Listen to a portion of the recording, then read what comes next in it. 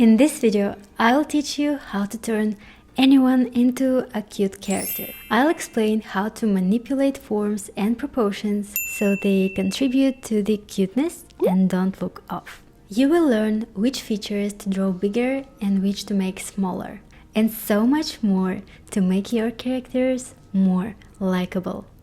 That way, every viewer will go, "Oh, how cute!" After that, I will show you my drawing process and I encourage you to follow along. Hi guys, my name is Kate and here's my cute face. I'm an artist passionate about portraits and characters.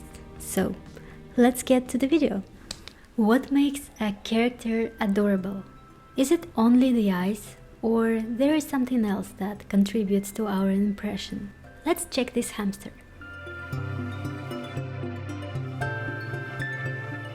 Oops, seems like not only the eyes, so let's find out what else.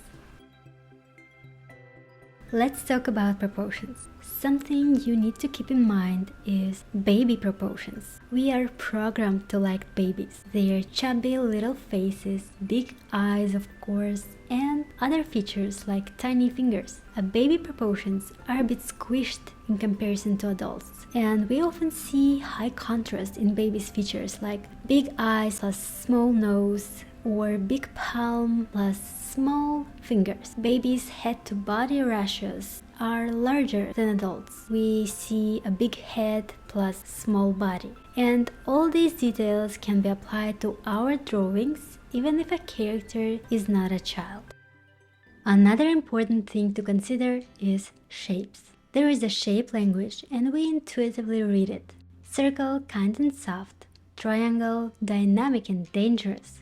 Square, strong and stable. Hence, we need to focus more on rounded, soft shapes. Not that we need to exclude every other form, we just need to focus more on curved, circular shapes and soften the edges where it's possible. And at the same time, keep the shapes simple. Soft, curved, simple shapes.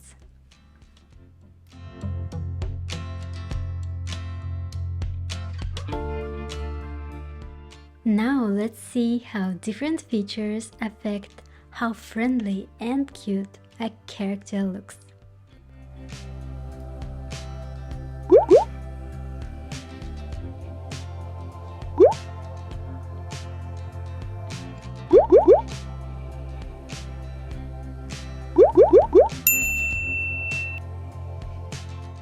Here's my face again, both neutral and trying to look cute.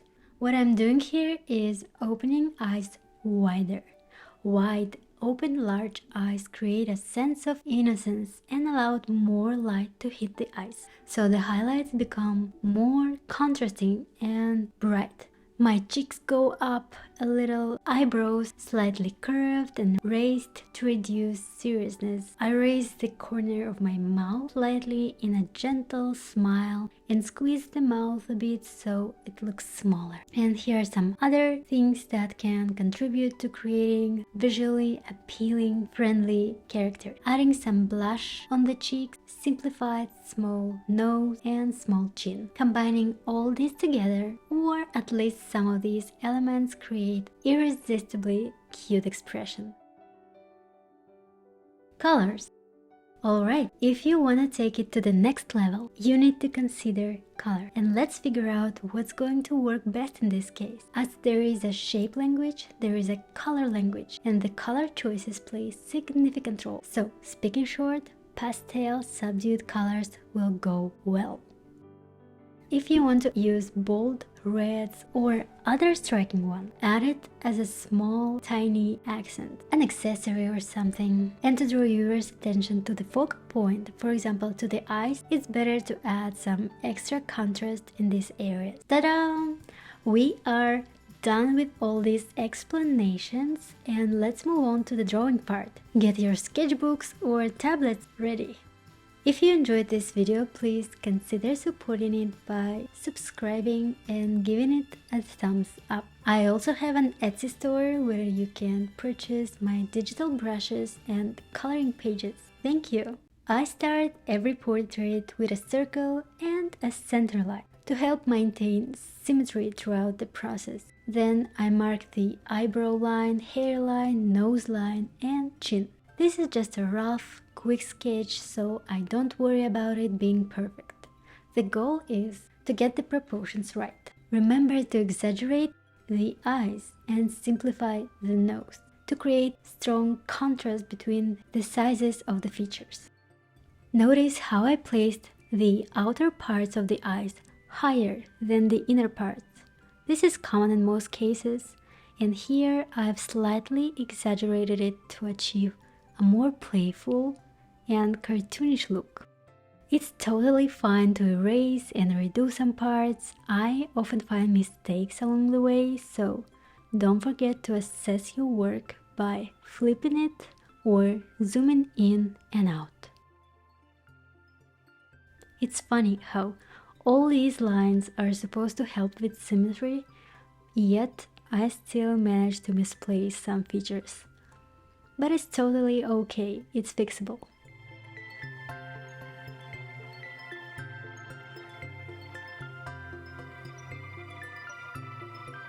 Once I'm satisfied with the look, I lower the opacity of the first layer and create a new one on top. Now it's time for clean, dynamic line work. I refine each feature, focusing especially on the eyes. It's important to find a good digital brush that mimics traditional pencil, allows for varying the line, of course if you're drawing digitally.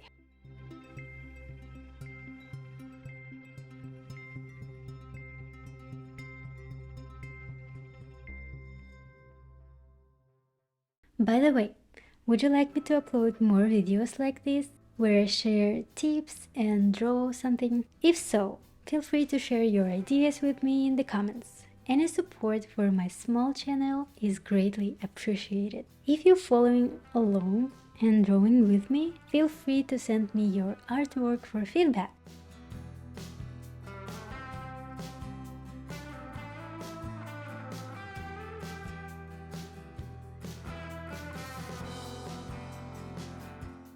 I kinda made her mouth neutral, but a subtle, gentle smile would go perfectly in here.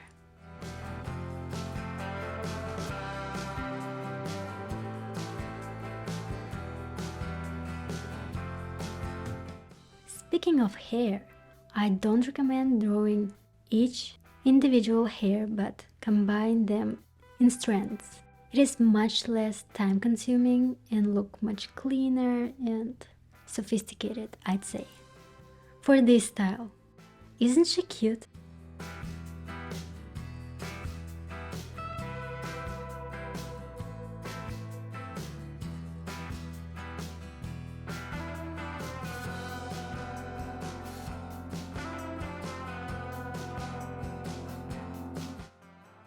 Here is a time-lapse of my coloring process. Enjoy!